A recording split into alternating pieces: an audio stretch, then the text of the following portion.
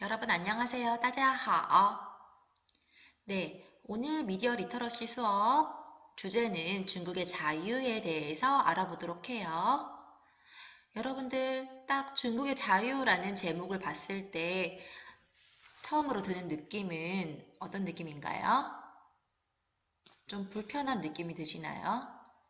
왜냐하면 여러분들 평소에 중국에 대해서 생각했을 때 뭔가 자유랑은 거리가 먼 느낌이 드시죠, 그죠? 그래서 오늘은 중국의 억압된 자유 혹은 제한된 자유에 대해서 한번 알아보도록 해요. 여러분들이 평소에 가지고 계시던 그런 생각들이 오늘 미디어 리터러시 수업을 통해서 오해인지 진실인지 알아보도록 해요. 네, 미디어 리터러시는 다시 한번 짚고 넘어갈게요. 다양한 매체를 통해서 뭔가 이해하고 분석하고 의사소통할 수 있는 그런 능력이다 라고 말씀드렸었죠. 여러분들 수업 들어가기 전에 일단은 중국의 자유하면 떠오르는 키워드를 한번 학습지에 적어보는 시간을 가질게요.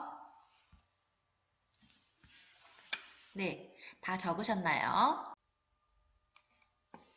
네, 오늘 수업을 통해서 다룰 그런 내용들을 관련 있는 사진을 가지고 와봤는데요. 자, 위챗 많이 들어보셨죠? 트위터랑 같은 그런 채팅 기능이 있는 프로그램이죠, 그죠?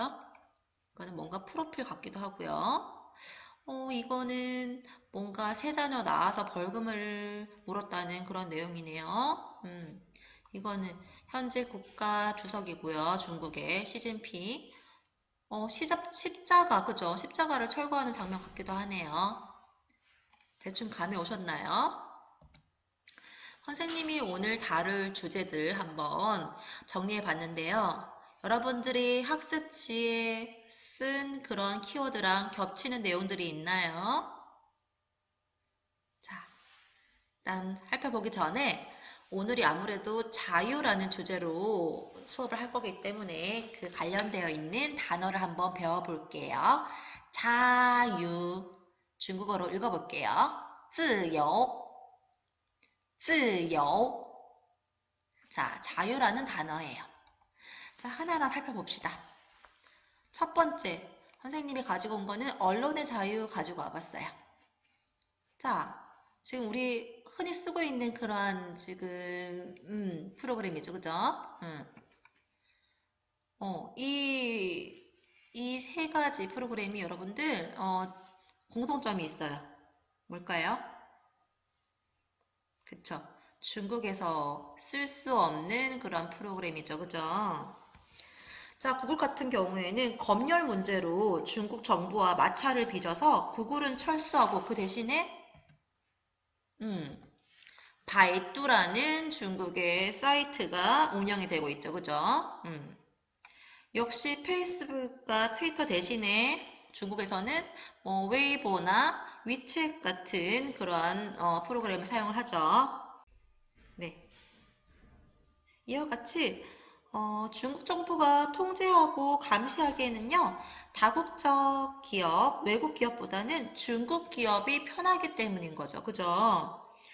그래서 중국 공산당은요, 공산당을 비판하는 글이나 타이완, 티베트 독립과 같은 분열을 조장하는 그러한 민감한 내용은요, 삭제를 하죠. 그렇게 제한적 언론의 자유가 있죠, 그죠? 영화도 마찬가지예요. 영화도 상영하기 전에 2차례나 심사를 받아야 된대요. 제작 전에는 대본 심사를 하고요. 제작 후에는 완성본 심사, 상영하는 중에는 또 상영 금지 처분을 받기도 하는데요. 이 세 가지 상영 금지 처분을 받은 작품을 보시면요. 이거는 인생이라는 영화인데요. 장혜모 감독의 공리 가루 주연의 영화인데 북이라는 남자의 일생을 다룬 영화예요. 근데 이 작품은요. 칸 영화제에서 심사위원 대상과 무려 아카데미 시상식 외국어 영화상을 수상한 정말 영예로운 그런 영화인데 근데 내용이요. 공산당에 대한 냉정한 시선과 공산당을 따르는 홍위병에 대한 비판적 묘사가 있어서 중국에서 상영 금지를 당했죠. 두 번째, 러시아워 3. 성룡이 나오는 거죠. 그죠? 우리한테 친숙한 성룡 배우가 나오는 건데, 브렛 레트너 감독의 성룡 주연의 할리우드 영화예요. 저격 살인 사건을 형사가 해결해 나가는 이야기로 개봉 당시에는요, 미국 박스 오피스 1위에 오른 대흥행작이었대요. 근데 내용이요, 중국인 가족이 조직폭력단으로 나온 부분들이 뭔가 중국인에 대한 왜곡을 불러일으킬 수 있고, 그리고 송룡과 크리스토커가 중국 범죄 조직 삼합회와 대결하는 내용이 나온다고 해서 상영 금지가 되었죠. 그리고 세 번째, 존위를 찾아서라는 2018년도 작품인데요. 이거는요, 타이완의 분리 독립에 공개 지지하던 대만 배우가 출연한 영화라고 해서 상영 금지 처분을 내렸다고 하네요. 영화도 상영 금지 처분을 받는 등의 제약이 있고요.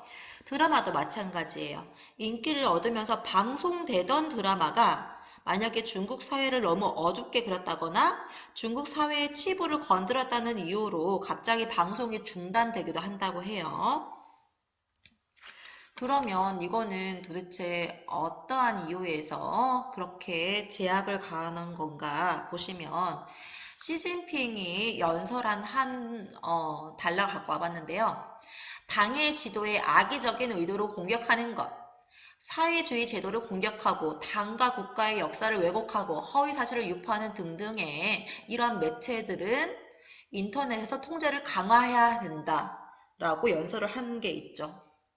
이런 식으로 뭔가 중국의 그러한 사회의 분열을 조정하고 왜곡된 시선을 공산당 입장에서 왜곡된 시선을 줄 수 있는 그런 영향을 줄 수 있는 언론은 통제해야 된다라고 그런 입장을 취하고 있는 거죠.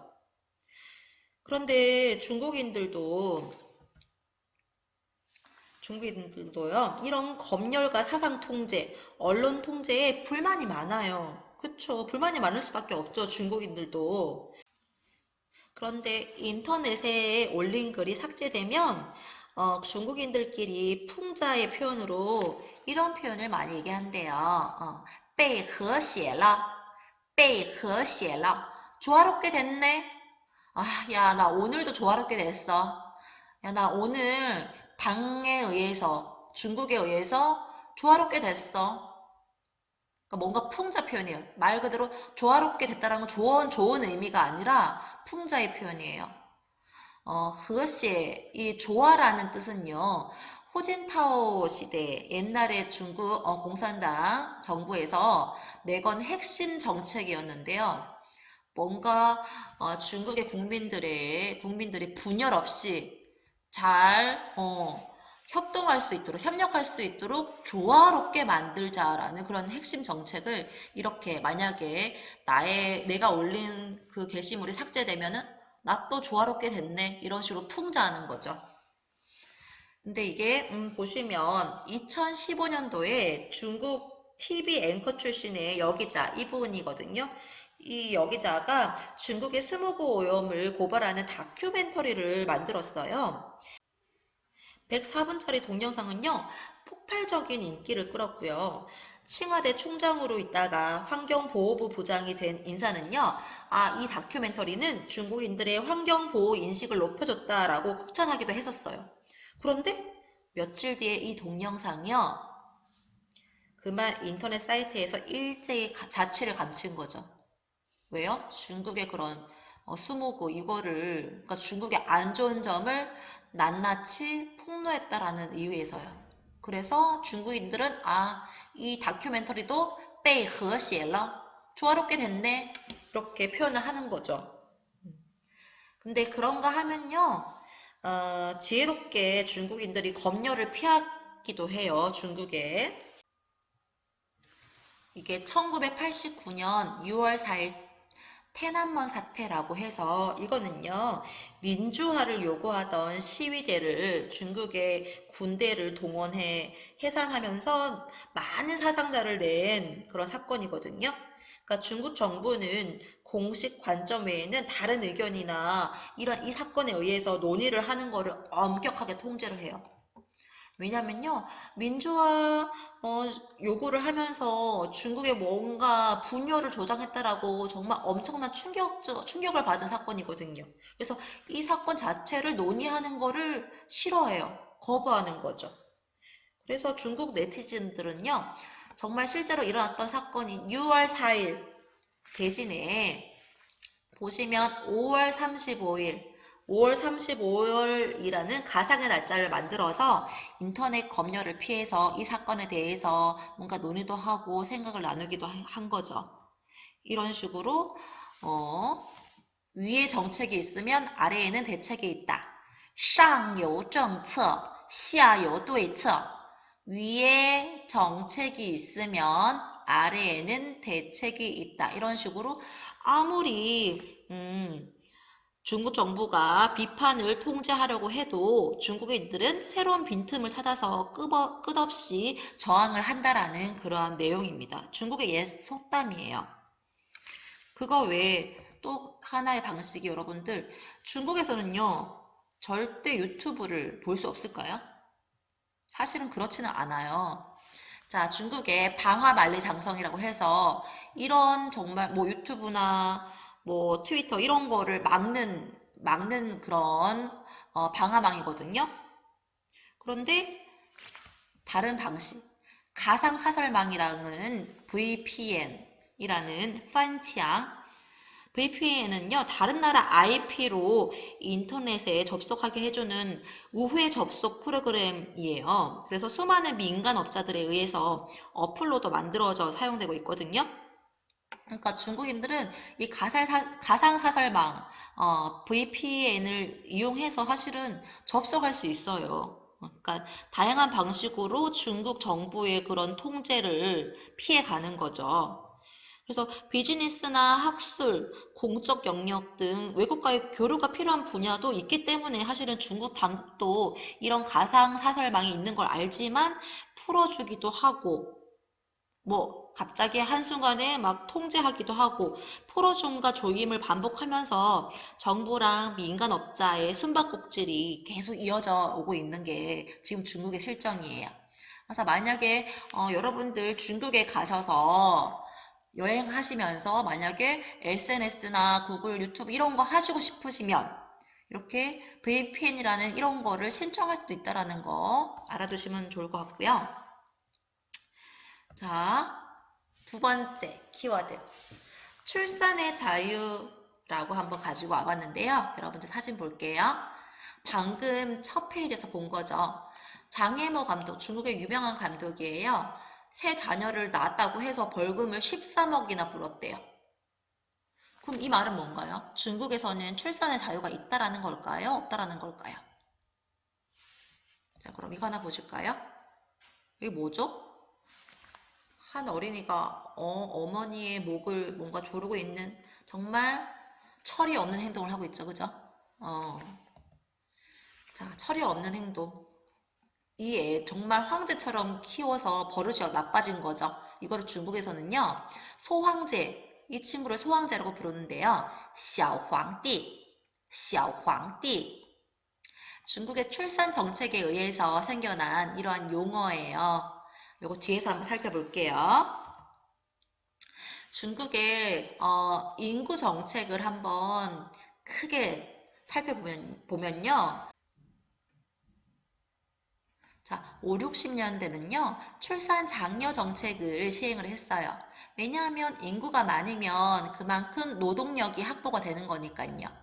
근데 너무 인구 증가가 폭발적으로 증가하면은 식량 부족이나 자원 부족, 취업 등의 문제가 생기잖아요. 그래서 1970년대는요, 좀 그만 낳자라는 산하 제한 권고가 실시되었는데, 이게 이제 1980년대는 딱 정책으로 자리 잡는 거죠. 한 자녀 정책.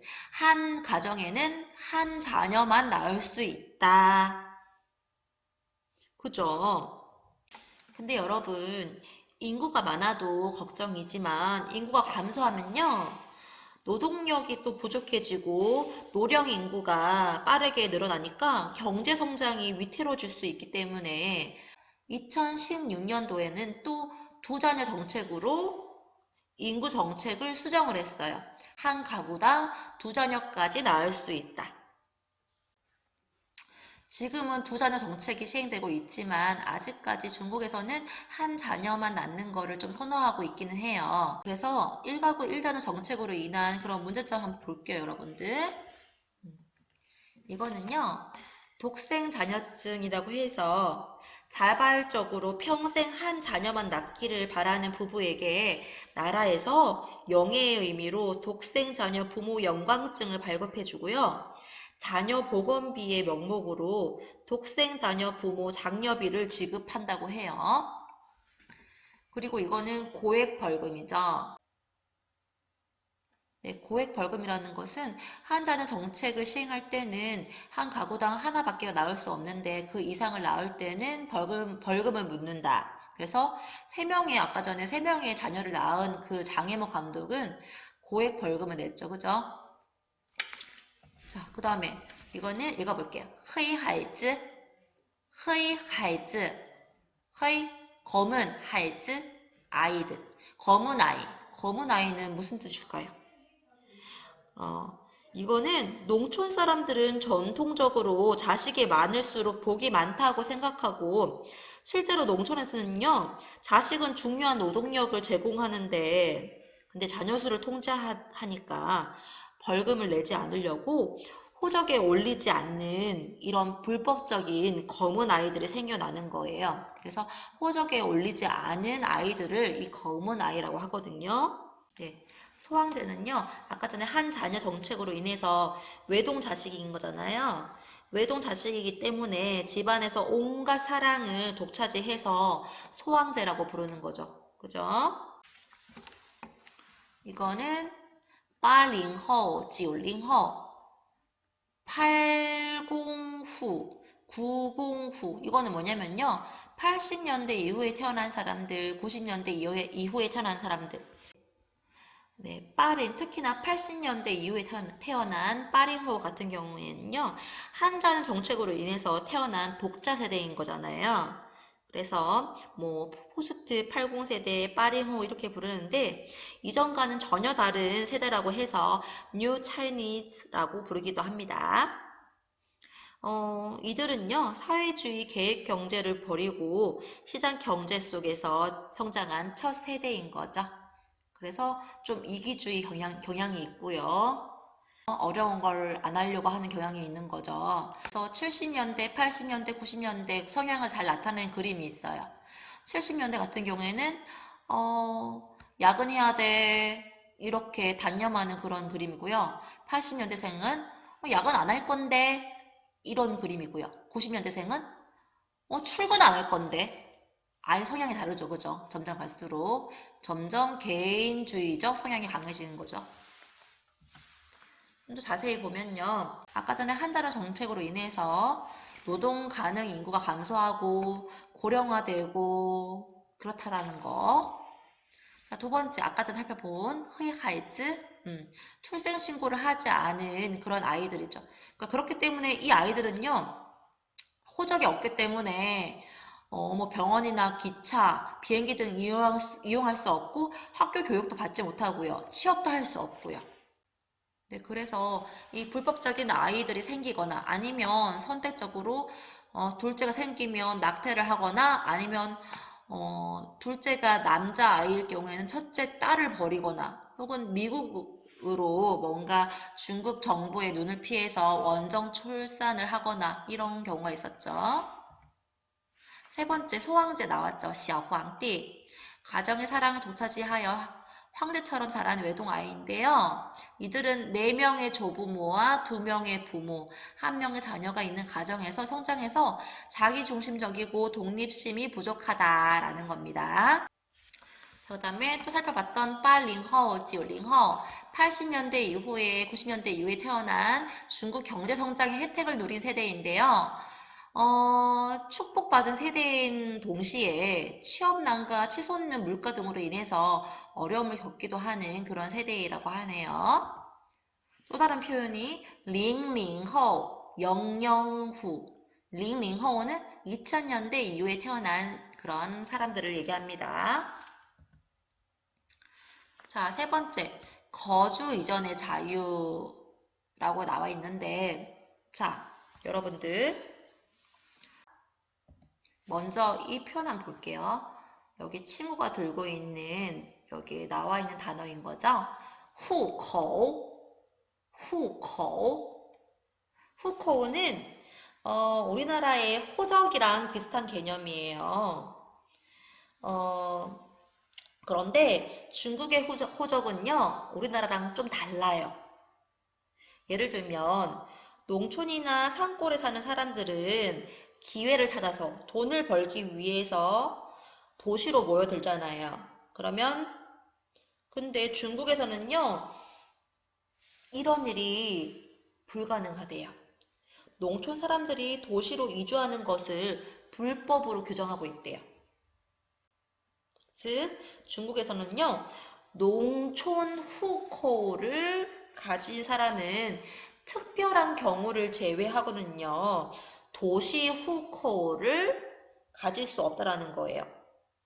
한국 같은 경우에는 시골에 살다가 도시로 이사하면요, 주민센터에 가서 신고만 하면 그 도시의 주민이 되는 거잖아요. 그쵸? 시민이 되는데, 중국은 주민등록 자체를 옮길 수가 없어요.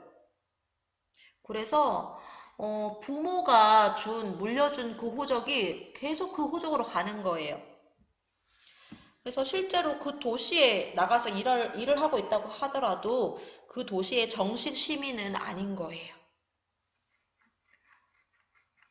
그렇기 때문에 학교에 다녀야 할 아이가 있어도 그 도시 학교에 보낼 수 없고요. 의료보험 혜택도 받을 수 없는 등 도시에서는 일하지만 시민으로서의 권리를 누리지 못하고 보호도 받지 못하는 그러한 실정이래요. 그래서 지금 이 친구가 나도 호적 갖고 싶어, 학교 가고 싶어 이런 사진인 거죠. 그죠? 그 다음에 이거는 무슨 사진일까요? 뭔가 프로필 같죠? 그죠? 남녀 돼 있고 지금 뭐 이 사진 같은 경우에는 1m 80 키가 1m 80이고요. 그 다음에 고등학교 졸업했고 등등 뭐 직업이 얼마고 수입이 얼마고 등등등등 나와 있는 전화번호. 이게 지금 뭐냐면요. 맞선을 보기 위해서 결혼하기 위해서 내건 중국의 공원에 내건 그런 프로필 사진들이에요. 자, 이 이유는요. 같은 지역 출신지의 배우자가 아니면 자녀가 그 지역의 학교를 다니지 못하는 상황이기 때문에 몇몇 대도시의 경우에는요, 공원같이 공개 구원장에서 이렇게 프로필을 내걸고 결혼 자격 요건으로 뭔가 호적이 같은 그런 지역을 선호하는 그런 내용들이 많다는 거죠. 자, 그래서 공개 구원장. 자, 공개 구원장은 이렇게 얘기해요. 샹친지ao, 샹친지ao. 샹친은 소개팅, 맞선 이런 뜻이고요. 지아오는 뭐 모퉁이, 구석 이런 거를 얘기하는데 뭐 모퉁이 구석에서 뭔가 모퉁이마다 소개팅 프로필을 내거니까 샹친지아오 이렇게 얘기하는 거죠. 자, 그러면 중국의 호적 정책은요, 1958년부터 실시되었는데요. 농촌 인구가 도시로 몰려들 경우에 혼란에 빠지는 것을 막고 도시 인구를 전체의 20% 이내로 제한한다는 명분으로 실시를 하게 되었는데요. 이게 거주 이전의 자유를 제한하는 정책인 거죠. 그죠? 그런데 1990년대에 이르러서 도시를 중심으로 중국 경제가 크게 발전해요. 그래서 돈을 벌기 위해서 농촌 사람들이요. 너도나도 도시로 몰려들게 되는데요. 도시에 와서 공장에 취업하기도 하고요. 부동산 건설 경기가 크게 일어나면서 인력이 많이 필요해지니까 건설 공사장에 가서 인부가 되기도 하고 또 식당에 가서 서빙하기도 하고요. 이렇게 농촌에서 도시로 와서 노동자가 된 이들을 농촌 호적을 가진 노동자다라는 의미에서 농민공이라고 하거든요. 농민공. 그런데 이제 도시에서 온갖 꾸준일을 하는 농민공은 중국 경제의 성장의 그늘이자 중국 도시의 2층 시민, 하층 시민인 거죠. 그죠? 왜냐하면 도시에서 일을 하고 있긴 하지만 그 도시 후코, 도시 후적이 없는 거잖아요. 그죠? 그래서 여러 가지 혜택을 못 받는 겁니다. 그러면 여러분들, 도시 후코를 갖기 위한, 도시 후적을 갖기 위한 방법이 전혀 없을까요? 전혀 없지는 않아요. 그 도시에 고위 공무원이나 기업의 고위직을 담당하거나 아니면 해외에서 공부한 인재로 그 도시에 취직을 하거나 아니면 그 도시 후코를 가진 사람이랑 결혼하고 나서 일정 기간이 지나면 인정받는다고 해요. 그래서 아까 전에 시앙친지아오 이런 독특한 중국의 결혼 문화가 생겨가 나게 된 거고요. 자, 그러면 이 지금 후코 정책, 제한적 후코 정책이 좀 완화되었어요. 뭐냐면은 점수 적립제 도시 주민 후코 정책을 실시를 하게 되는데요.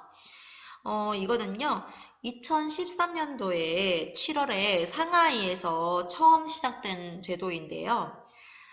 상점에서 우리 왜 물건을 사면 포인트를 적립해 주잖아요. 그것처럼 뭔가 기준을 넘는 점수를 쌓은 사람에게 그 도시 시민권을 부여하는 방식이래요.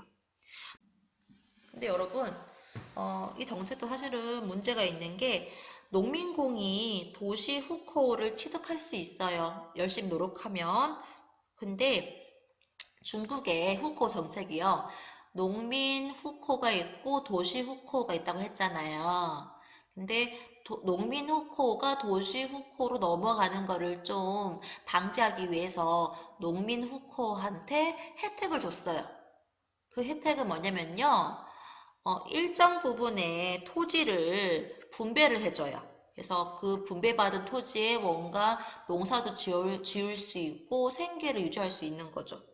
근데 만약에 이 농민공이 도시 후코를 취득하면요. 원래 분배받았던 이 토지를요. 국가에 반납을 해야 돼요.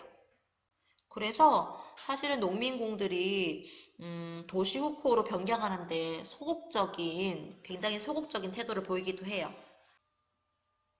그래서 일부 지역인 광둥성 같은 경우에는요, 점수 적립제 그런 기준 총점을 다 채운 농민공인데 토지 반납을 원하지 않으면요, 도시 후코로 변경하지 않고 그냥 농민공한테 도시 거주증을 발급을 해줘요. 그래서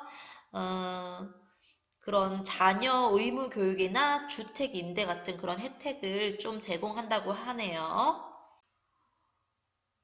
어쨌든 정말 농민공 같은 경우에는 도시에서 온갖 꾸준일을 많이 하는데도 혜택을 다 받지 못하니까 굉장히 어려움을 겪고 있는데요. 예를 들면 애플사의 휴대전화인 아이폰만 해도 중국 공장에서 만드는데요. 그중 하나인 폭스콘이라는 기업에서는 힘든 근로 조건과 저임금에 시달린 노동자들이 막 잇따라 자살하기도 했대요.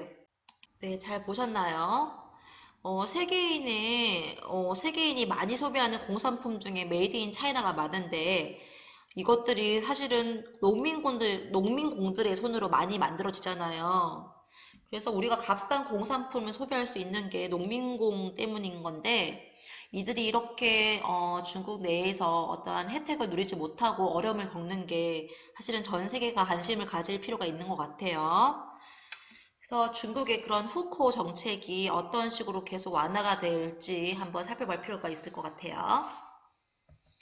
그런데 이제 후코 제도 같은 경우에는 민감한 대입 제도와도 연결되어 있어요. 우리 중국의 대입 제도가 까오카오라고 하죠. 까오카오. 중국의 수능 시험인데요. 보시면 중국의 대입 제도는요. 31개의 성, 시, 자치구별로 해당 지역의 대학들이 소재지와 타지 출신 학생의 선발 비율을 정해놔요. 그러니까 아무래도 그 대학에 위치한 그 지역의 출신 아이들이 좀 더 들어가기 유리하겠죠. 그러니까 베이징과 상하이 같은 일선 도시 후커를 가진 학생은 다른 지역 학생보다 베이징대나 뭐 그런 명문대에 들어가기 더 쉽다는 거죠. 그러니까 각 대학은 지역별로 입학생 인원을 배정하는데 소재지 후커 학생에게 가장 많은 자리가 배정되기 때문이에요. 그래서 중국의 많은 학부모가 명문대가 많은 베이징 후커, 그러니까 베이징 호적을 획득하기 위해서 노력한다고 하네요. 자, 마지막으로 네 번째, 종교의 자유. 여러분, 중국에는 종교의 자유가 있을까요? 중국의 헌법이에요. 한번 보세요. 중화인민공화국의 국민은 종교의 자유가 있대요. 그리고 종교 여부와 관계없이 차별당해서는 안 된다. 종교의 자유가 있네요. 그런데 이거는 우리나라 헌법의 내용과도 좀 비슷해요. 그런데 그 다음에 또 추가 사항이 있어요. 그러면은 국가는 정상적인 종교활동을 보호해야 한다. 그러면서 그 누구도 종교를 빌미로 사회 질서를 파괴하거나 뭔가 국가 교육 제도를 저해해서는 안 된다. 중국이 제일 두려워하는 분열을 조장하는 거를 싫어하는 거죠. 그죠?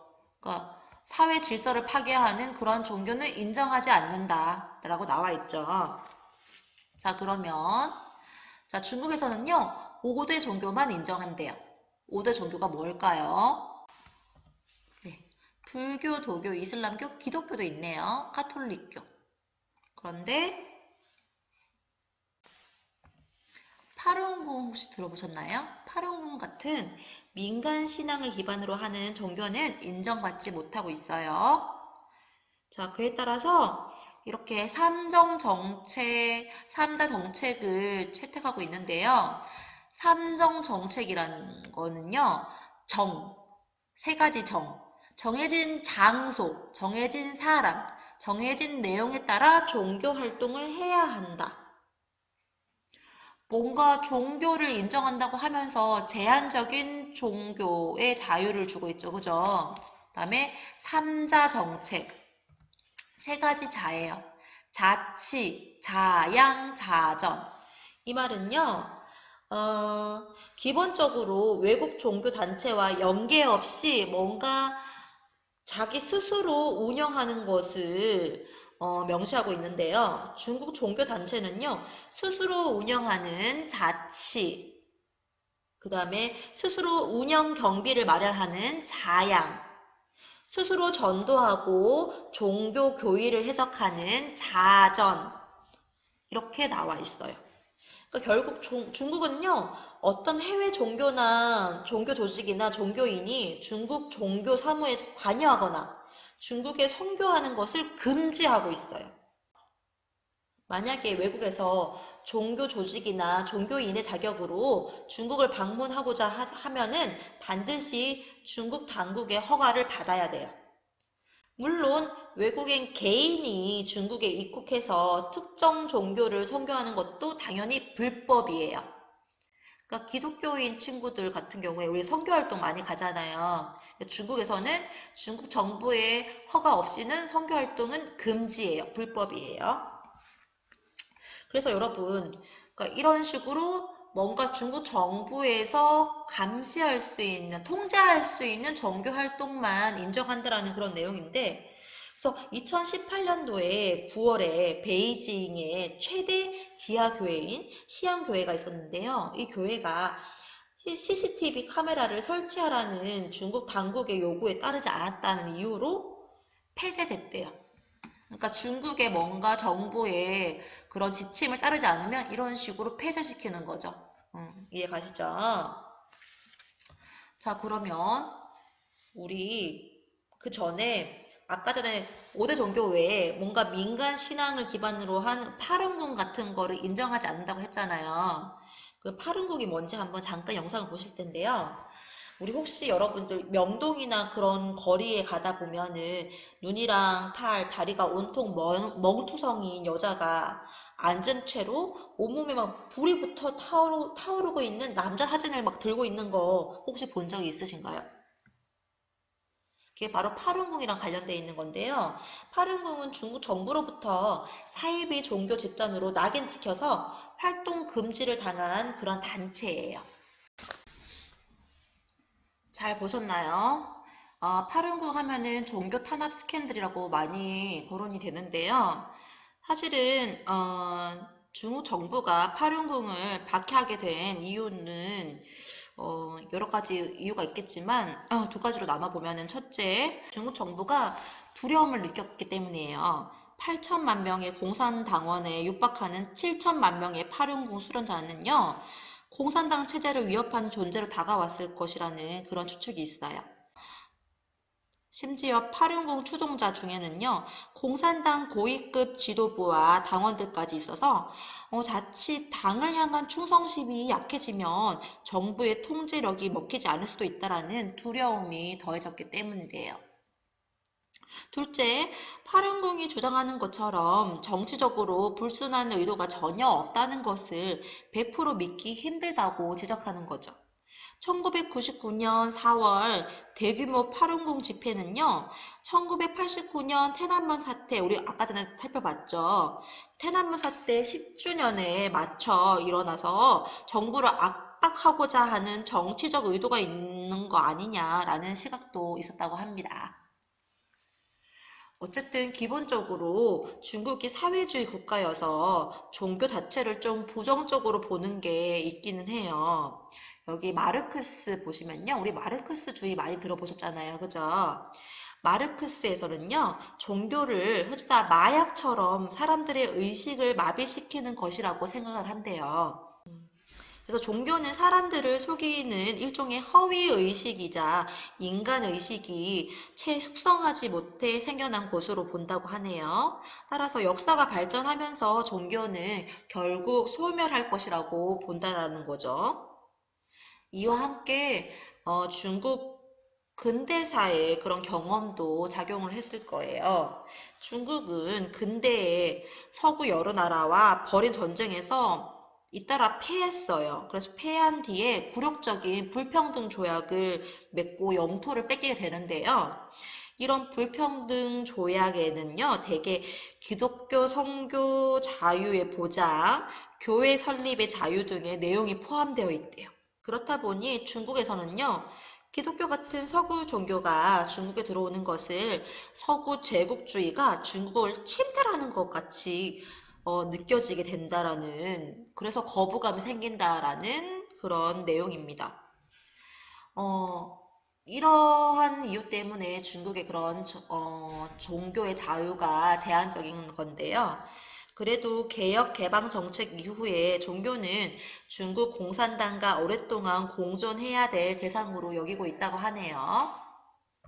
네.